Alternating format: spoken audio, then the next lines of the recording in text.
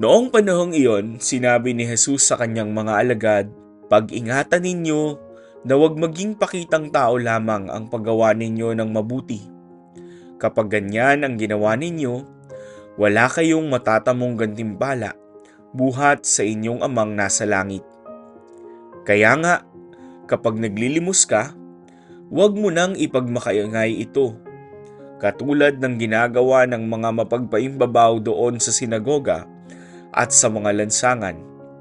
Ngunit kung naglilimos ka, huwag mo nang ipaalam ito kahit sa iyong pinakamatalik na kaibigan, upang malihim ang iyong paglilimos at gagantihin ka ng iyong amang nakakakita ng mabubuting ginagawa mo ng lihim. At kapag nananalangin kayo, huwag kayong tumulad sa mga mapagpaimbabaw. Ngunit kapag mananalangin ka, pumasok ka sa iyong silid at isara mo ang pinto. Saka ka manalangin sa iyong amang hindi mo nakikita at gagantihin ka ng iyong amang nakakakita ng kabutihang ginagawa mo ng lihim. Kapag nag-aayuno kayo, huwag kayong magmukhang malungkot tulad ng mga mapagpaimbabaw. Kapag ikaw ay nag-aayuno, mag-ayos ka ng buhok at maghilamos upang huwag mapansin ng mga tao na nag-aayuno ka. Ang iyong amang hindi mo nakikita, ang siya lamang nakakaalam nito. Siya ang nakakikita ng kabutihang ginagawa mo ng lihim, ang gaganti sa iyo.